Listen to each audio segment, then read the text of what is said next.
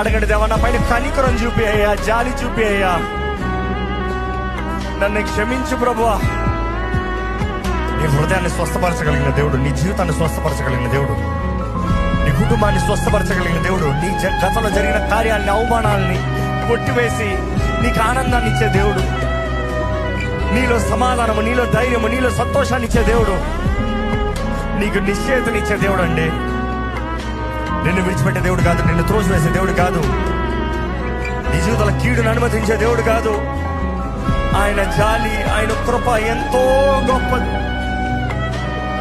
నా కన్నీరు తుడువు ప్రభా, నా కన్నీరు తుడువు ప్రభా, నా నిందను కొట్టివే ప్రభా, నా జీవితంలో దోషాలను తుడిచివే ప్రభా, నీ రక్తంతో కడిగయ్యా.